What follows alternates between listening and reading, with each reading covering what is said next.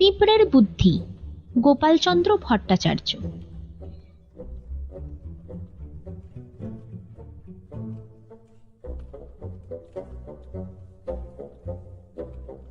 একবার আমার আঠার শিশির মধ্যে একটা আরশোলা পড়ে মরেছিল। আরশোলা সমেত আঠা এক স্থানে ঢেলে ফেলে দিলাম। কিছু পরে আরশোলার দেহটা খাবার জন্য লাল রঙের এক প্রকার ক্ষুদে বিষ পিঁপড়ে আঠার চারদিক ঘেরাও করলো। কলকাতার চারদিকে এই বিষ পিঁপড়ে সবসময় দেখা যায়।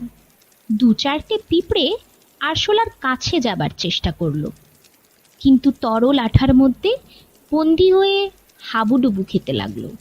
এই দৃশ্য দেখে মনে মনে ভাবলাম, বেশ হয়েছে, এবার আর আরশোলার দেহ উদরসাৎ করতে হবে না।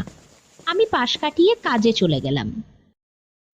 প্রায় আধ ঘন্টা পরে ফিরে এলাম। তখনও তারা মৃত আরশোলার দেহটার আশা ছাড়েনি, বরং সেখানে পিঁপড়ের সংখ্যা আরও বেশি হয়েছে।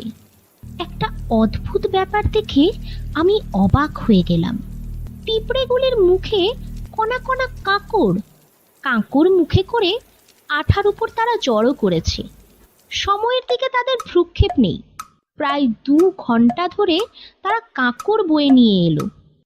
আঠার উপর তারা একটা কাঁকড়ের পথ তৈরি করে ফেলল। এখন দলে দলে পিঁপড়ে সেই পথের উপর দিয়ে এগুতে লাগলো।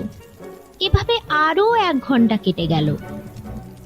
তারপর দেখি আরশোলার ছোট্ট ছোট্ট দেহখণ্ড মুখে করে কাঁকড় পথ ধরে সার বেঁধে মহল্লাসে তারা বাসার দিকে এগুচ্ছে।